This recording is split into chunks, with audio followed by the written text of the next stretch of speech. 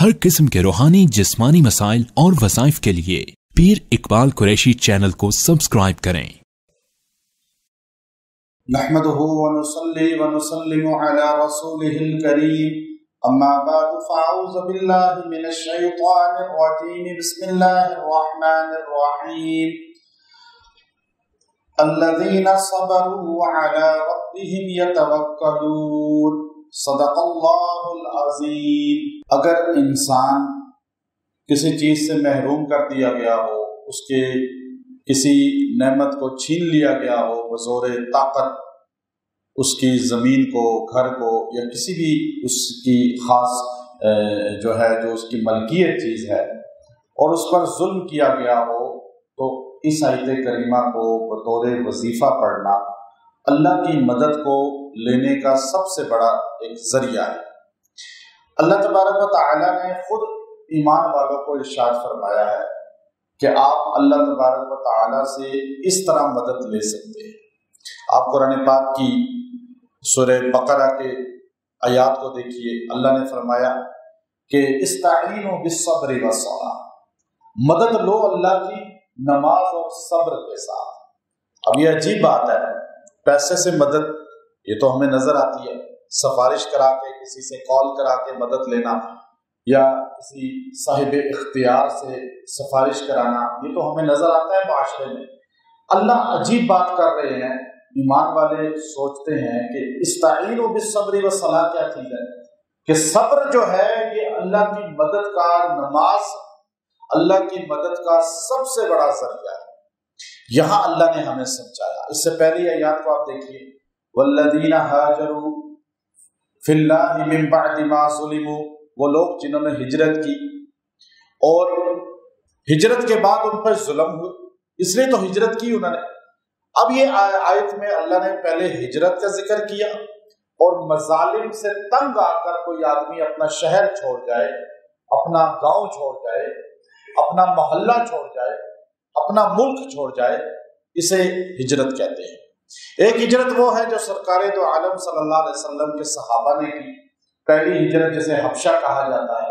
یہ آیت کا شان نزول کا سبب وہی ہے۔ اس کے بعد خود نبی کریم صلی اللہ علیہ وسلم نے اپنے صحابہ کے ساتھ مدینہ منورہ ہجرت کی۔ پہلی ہجرت حبشہ ہے، دوسری ہجرت مدینہ ہے۔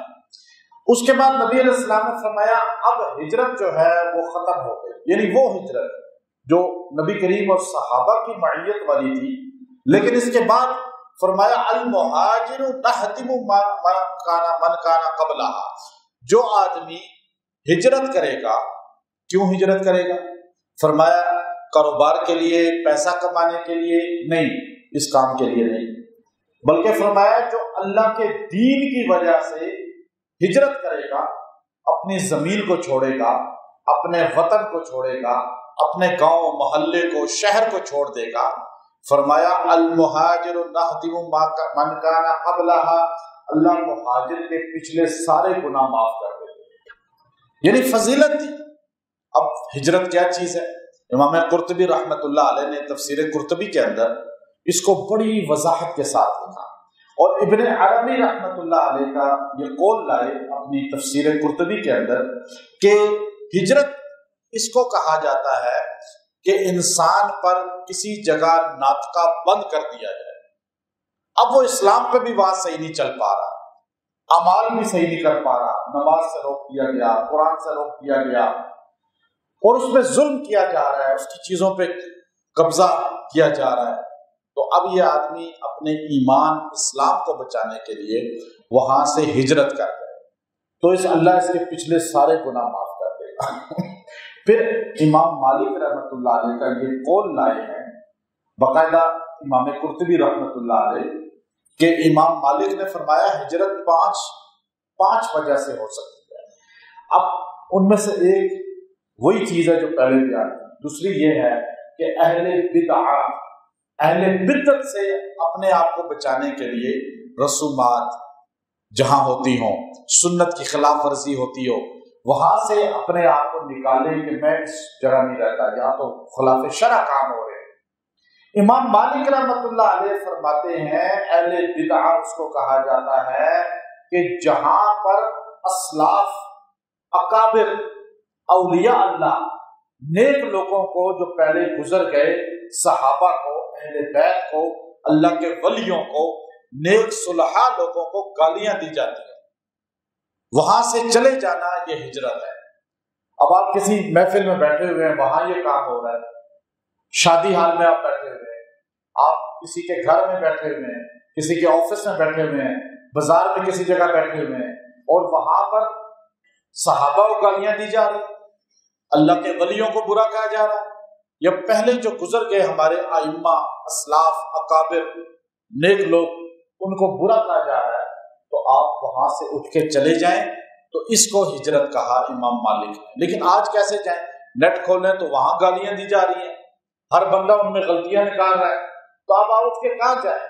آپ اس بندے کو ہی چھوڑ دیں، اس کا چینل اگر ہے تو آپ اس کو سبسکرائب کیا ہوا ہے تو ختم کر دیں، اس کو دیکھنا چھوڑ دیں۔ آج یہ کام کریں، جو صحابہ کو گالیاں دے، کسی ایک صحابی کو ہی برا کہے، یہ نہیں کہ اس کو ٹھیک کہہ رہا ہے، اس صحابی کو غلط کہہ رہا ہے، نہیں، کسی ایک صحابی کو، ایک بزرگ کو بھی، اللہ کے نیک بندے کو، ایک کسی بڑے پہلے گزر کے جو 100، 200، 400، 500، 1000 سال پہلے، 1200-1300 سال پہلے جو شخصیات گزر گئیں، تمہارا کیا تعلق ہے ان کے ساتھ انہیں برا کہنے کا؟ آپ اس بندے کو ہی چھوڑ دیں، اس جماعت کو ہی چھوڑ دیں۔ یہ آپ کو میں آسان فارمولہ بتا رہا ہوں، یہ اگر آپ کریں گے، اس کا چینل سبسکرائب کر دیں گے، اس کا نمبر بلاک کر دیں گے، اس کا پیج انفالو کر دیں گے، تو آپ نے گویا کہ ہجرت کر لی، اس سے اپنے آپ کو اٹھا لیا۔ یہ امام مالک کے قول کی میں آپ کو وہ تشریح کر رہا ہوں۔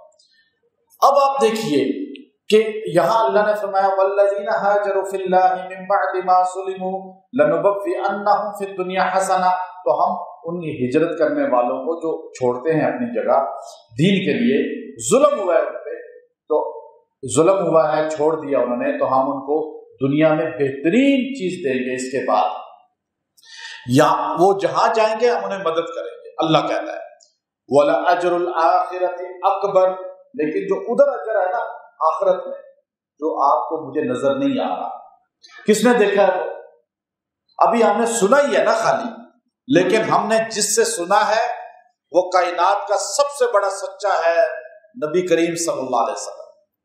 ہمیں اپنی آنکھوں کے دیکھے پہ دھوکا ہو سکتا ہے، لیکن سرکار دو عالم صلی اللہ علیہ وسلم کے کہے پر اتنا ذرہ بھی شک نہیں ہو سکتا۔ اب اس لیے فرمایا آخرت میں جو اجر ہے وہ اس سے بہت بڑا ہے، اکبر۔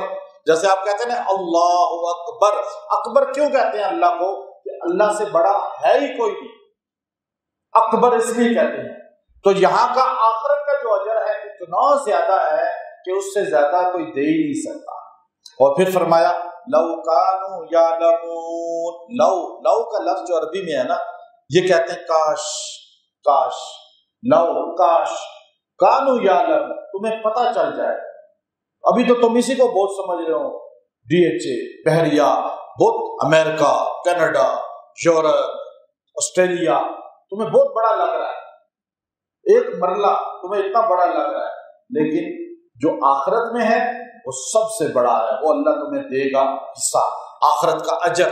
اور آخرت کی جب اللہ بات کرتا ہے نا تو نقد ضرور دنیا میں دیتا ہے، یاد رکھیں، یا نقد کی پہلے بات کی جائے، ادھار بعد میں بات کی جائے۔ آخرت ادھار ہے، نقد دنیا میں اللہ تمہیں دے گا، پہلے یہ کہا۔ پھر اللہ نے فرمایا لَنُبَوِّئَنَّهُمْ فِي الدُّنْيَا حَسَنَةً، یا تمہیں بہترین ملے گا، حسنہ کہتے ہیں بہترین۔ اب وہ بہترین کیا ہے؟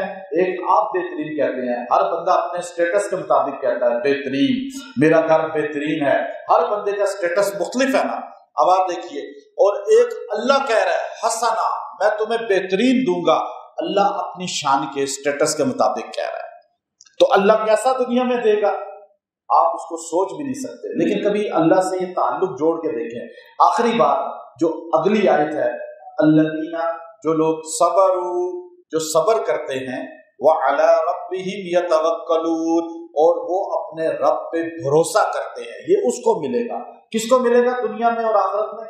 فرمایا جو لوگ صبر کرتے ہیں، ایک گالیاں دینی شروع ہو گئے، اور मातम शुरू कर दिया, लड़ाई शुरू कर दी, नहीं। किसी की बात पे फोत हो गया, कोई दुनिया से चला गया, किसी ने आपको बुरा कह दिया, कुछ भी हो गया, आप सब्र करें। एक। दूसरा, अल्लाह पे भरोसा रखें। दो काम आप करें, तीसरा अल्लाह करेगा। उसको गिरफ्त में लाना, आपको आपका हक मिलना, ये अल्लाह करेगा। अब ये दो काम इस आयत में हमें बताए गए।